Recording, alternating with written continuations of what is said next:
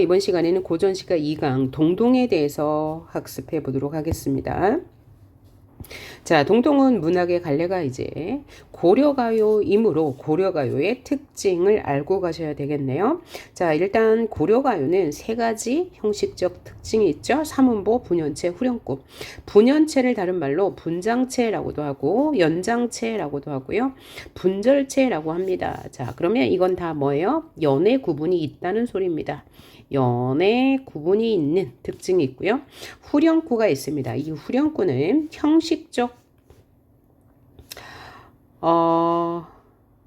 형태적 안정감과 통일감을 주는 기능을 하고요. 운율을 형성하죠.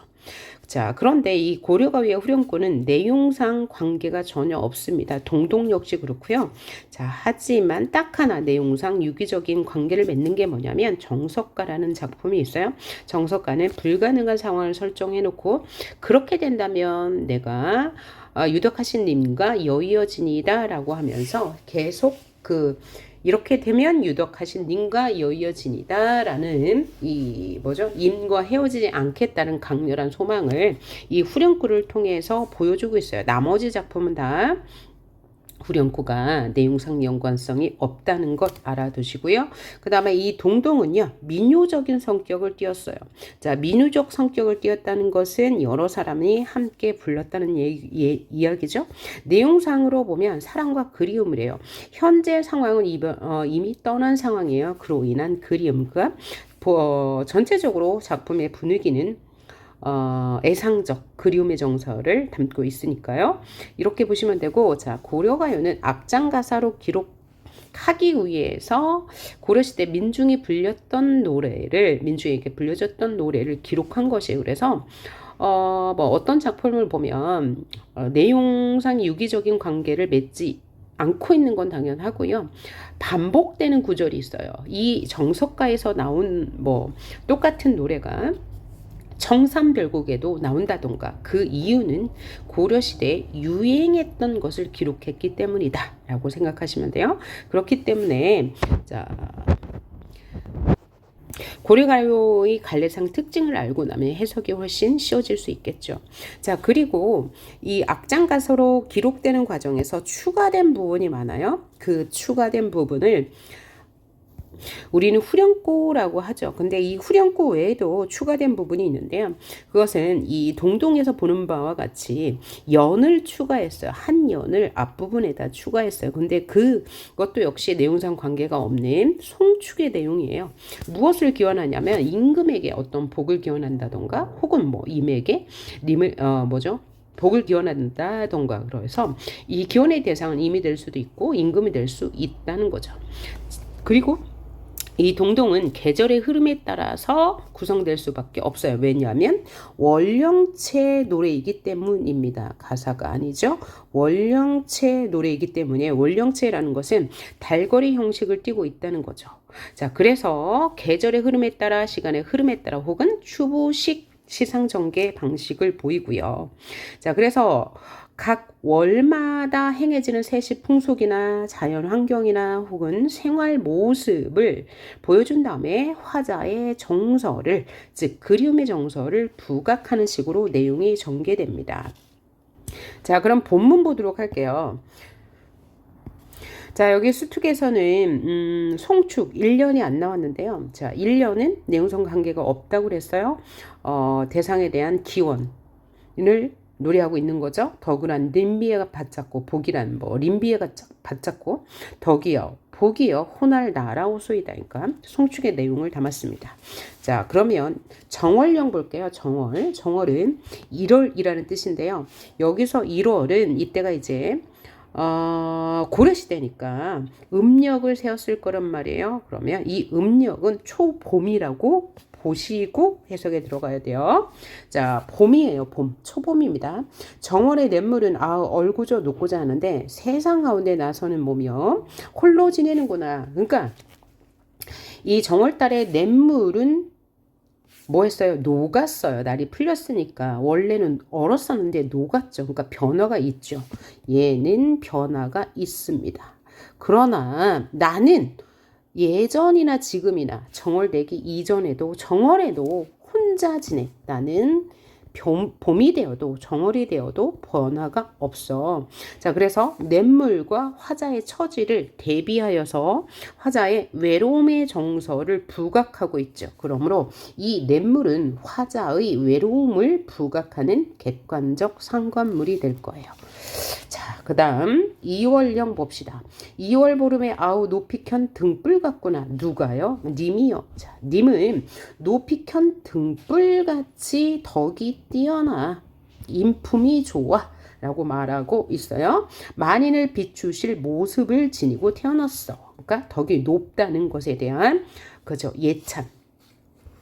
그러므로 님에 대한 어떤 태도? 예찬적 태도가 드러났다고 할 수 있겠네요. 자, 4월령 봅시다. 4월 아니죠. 아우, 오시는구나. 꾀꼬리세요. 꾀꼬리는 4월에 돌아왔어요. 오케이? 봄이 돼서 돌아왔는데 무엇 때문에 녹사님은 옛날의 나를 잊고 계신가? 그러니까 나와 꾀꼬리의 대조. 자, 대조. 여기도 역시 아까 2월령에서 냇물과 같은 의미. 가 되겠네요. 역시 꾀꼬리는 돌아왔는데 나는 여전히 혼자야. 그렇죠? 꾀꼬리와의 대비를 통해서 화자의 외로움을 강조하고 있다고 보시면 되겠어요.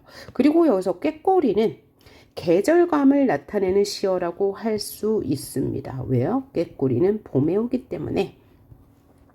자, 무엇 때문에 녹사님은 나를 잊고 계세요? 여기서 녹사는 뭐냐면 고려시대 관직의 이름이라고 해요. 관직의 이름. 그러니까 고려시대 관직자는 남성이니까 화자가 여성임을 알 수 있는 소재가 되겠네요.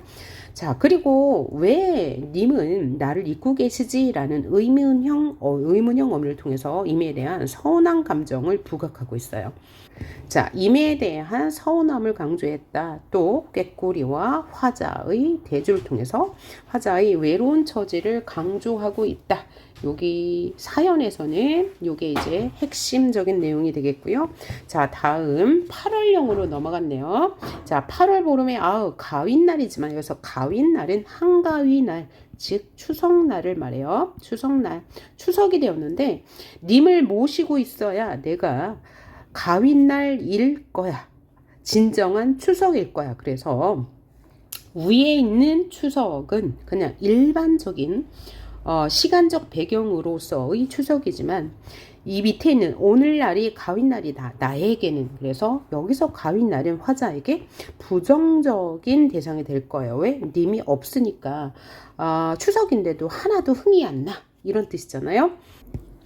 따라서 님이 없는 이 추석은 나에게는 너무나 외로워 라고 말하므로 이 가윈날은 화자에겐 부정적인 것이요. 그렇죠? 쓸쓸함을 부각하기 위해서 사용된 소재라고 볼 수 있겠어요. 그래서 이 가윈날 님과 함께해야 진정한 추석이다 라는 내용으로 이 그리움을 절절하게 표현한 것이 바로 오늘날의 가윈날이라고 보시면 되겠습니다. 그래서 추석에 느끼는 쓸쓸함, 이게 이제 8월령이 되겠고요. 다음 10월령 보겠습니다. 10월에 점여놓은 보리수나무 같구나. 점이다가 무슨 뜻이냐면 잘게 자르다, 잘게 잘라놓은 보리수나무 같아. 그러면 잘게 잘라놓은 보리수나무 같은 것은 뭐냐면 어떤 나무를 가지치기 하기 위해서 이제 잘 자라지 않는 나무는 이제 버리는 것, 그런 신세와 같다. 화자가 이런 거죠. 꺾어버리신 후에 지니실 한 분이 없으셨다 라는 것은 자신이 지금 외롭다, 님이 나를 버리고 돌아오지 않는다는 표현이죠. 자, 그래서 꺾어버리신 후에 지니실 한 분이 없다는 것을 임한테 버림받은 후에 다시는 만나지 못하게 된 화자의 처지를 보여주는 것이다 라고 생각하면 될 것 같아요. 자, 그래서 10월령은 버려진 자신에 대한 한탄 정도 내용 이해하시면 되고요. 자, 이 작품은 이제 버려진 화자의 그 외로운 심정을 자연물에 빗대어서 또 대비를 통해서 보여주고 있죠. 그 중에서 가장 그 자연물과의 대비, 냇물, 그 다음에 꾀꼬리와의 화자, 대조를 통해서 화자의 외로운 심정을 부각했잖아요. 자, 그래서 얘를 자연물과 인간사의 대조라고 문제로 나올 수도 있습니다. 그죠? 냇물과 꾀꼬리는 순환하죠. 오고 가고 그 다음에 높고 얼고 하지만 화자는 변함이 없어. 그래서 자연물과 인간사의 대비라고도 할 수 있고요. 이 작품 전체적으로 볼 때 가장 중요한 것은 화자를 비유한 소재가 나오고 임을 비유한 소재가 나와요. 자, 화자를 비유한 소재는 뭐냐면 버려진 빈, 여기서는 안 나왔어요. 그 다음에 잘게 잘린 보리수나무, 그 다음에 반이쩌라고 해서 밥상 위에 젓가락 위의 젓가락처럼 다 이건 뭐죠? 화자의 외로운 처지를 부각하는 이제 소재가 돼요.